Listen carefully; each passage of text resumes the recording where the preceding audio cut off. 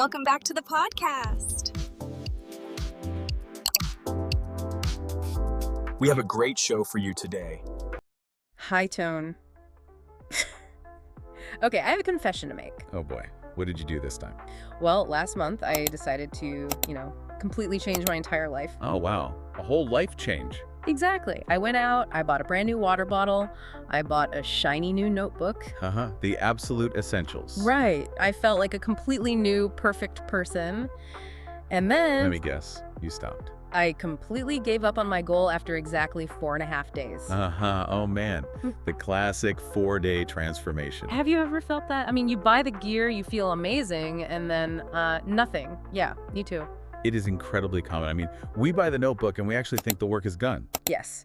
And for years, I thought I was just lazy. I thought I lacked willpower. Yeah. But it turns out we do not quit because we are weak. No, not at all. We quit because our brains are actively tricking us. So true. Welcome to the deep dive, everyone. Today, we have a very special mission. We really do. We are exploring a deeply uncomfortable but totally fascinating stack of sources about human behavior. We are looking at why we quit our goals too early. Yeah, and why we do not even realize we are doing it. Exactly. This is such an important topic. I mean, people carry around so much guilt. They think, I failed again. I must be bad at trying. I have said those exact words to myself. Right. But the research we are looking at today shows a completely different picture. We do not quit because of bad character. We quit because we completely misunderstand how progress actually works. We listen to our brain when it lies to us. Yes, exactly. High tone. So let's unpack this. Our sources talk a lot about the seduction of the start. The beginning is just so shiny and perfect. It really is. Think about it. When you decide to start running, you buy the new shoes. And in your generous imagination, you already have perfect posture. Of course. You were an athlete in your mind. You imagine yourself crossing a finish line. You wake up smiling. The beginning feels so clean and full of promise because, well, you have not actually done any of the hard work yet. That is exactly the trap, What is happening in your brain during that shiny beginning is just a chemical rush. Just a rush. Yeah, your brain loves new things. It gives you this huge wave of excitement. You feel proud of yourself simply for making a plan. Wow. But excitement is a terrible fuel for a long journey. Excitement burns out very quickly. What we actually need to reach a long-term goal is endurance. Wait, that's a fancy word. It basically just means the ability to keep doing something difficult for a long time without stopping. That is it, exactly. Starting strong relies on excitement, but staying strong requires endurance. Okay, that makes sense. And that shift from excitement to endurance happens when we enter what the sources call the next stage, the middle. Soft tone. Oh, the middle. The messy, boring middle. Yeah. After the excitement leaves, the middle arrives.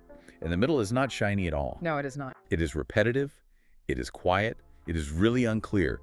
You are doing the work every single day, but no one is clapping for you. And it feels completely unfair. I mean, the middle asks you to work really, really hard long before things feel worth it. Oh, absolutely. You are putting in all this energy, sweating in your old clothes, and you look in the mirror and nothing has changed. Why does the middle ask so much from us without giving anything back? Well, it feels like a really bad deal, doesn't it? Our brains are wired to want immediate rewards. Right. Give me my prize now. Yes. If you do something hard, we want a prize right now.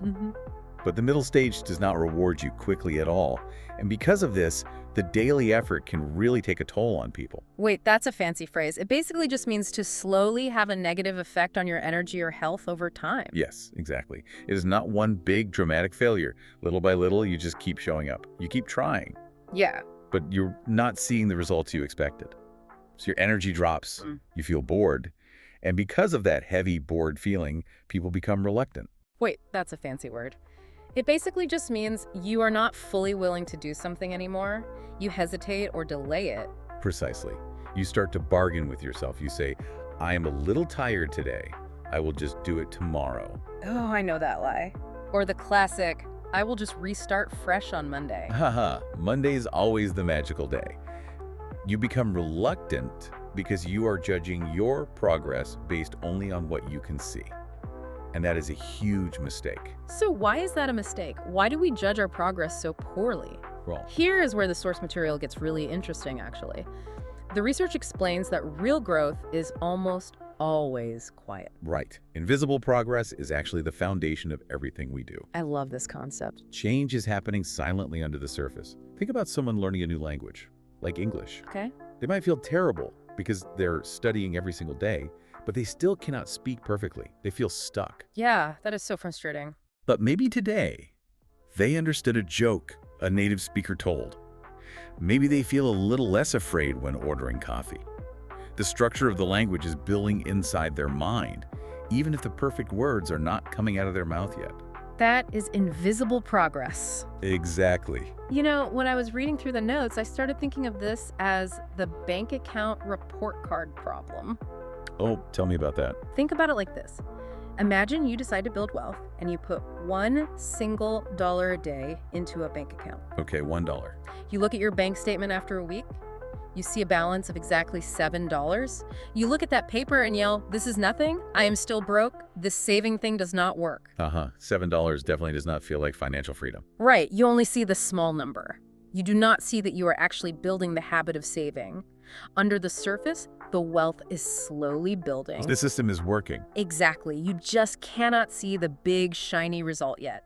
That is a brilliant way to frame it. The building effect just takes time. But because we demand immediate visual proof, our perception of progress is usually completely wrong. Wait, that's a fancy word. It basically just means the way you see, understand, or interpret something. Right. Our perception is flawed. Because we cannot see the progress with our own eyes, our brain starts to panic. Just totally freaks out. Yes. It assumes that if there is no visible change today, there is absolutely no movement at all. We demand proof before the process has even had time to breathe. High tone. And because our perception is wrong, it leads to the biggest trick our brain plays on us. I call it the abort mission instinct. Oh, this is fascinating. How does the abort mission instinct work? Well, the sources show that our brains absolutely hate feeling awkward or clumsy. When we try a new goal, we are usually bad at it at first. Very bad, usually. Right. And when something feels hard, our brain does not say, "Congratulations, you are learning, you are growing." No, it definitely does not. No, it screams, "Abort mission! Danger! This feels terrible, run away!" It is a survival mechanism. We confuse discomfort with failure. Exactly. The brain wants to save energy. Learning a new habit requires a lot of mental energy. So the moment something feels difficult or confusing, the brain tries to stop you to save power. So true. Many people feel that awkwardness and think it must be a sign from the universe that they should quit. Yeah, we think, oh, this is too hard, so it must not be for me. I'm clearly not naturally talented at this. I should just go back to bed where it is safe and warm. But discomfort does not mean stop. Discomfort usually just means stretch. You are stretching your old habits into new shapes. I really like that. Discomfort means stretch. Hard does not mean harmful. Awkward does not mean impossible. You are simply doing the heavy mental work of building a new skill. You know, this part of the research hit me really hard. The sources point out something incredibly sad.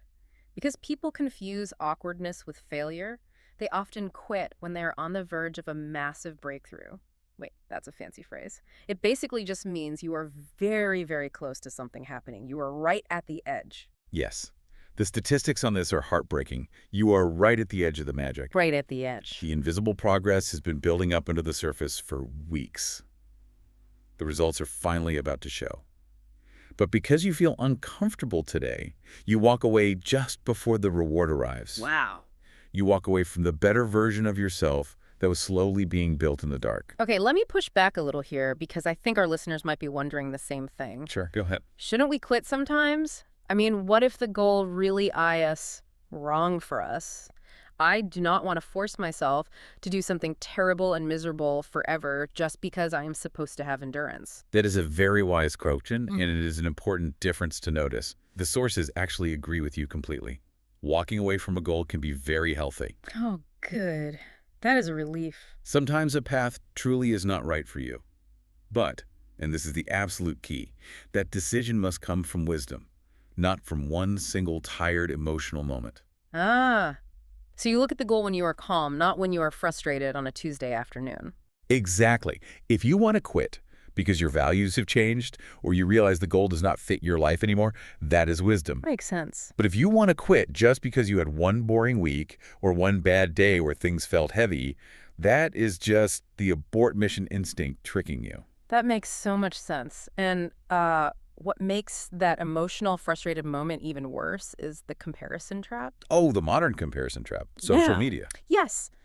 We open our phones and we compare our quiet, messy, difficult middle to the finished products of people online. It is completely unfair to your brain.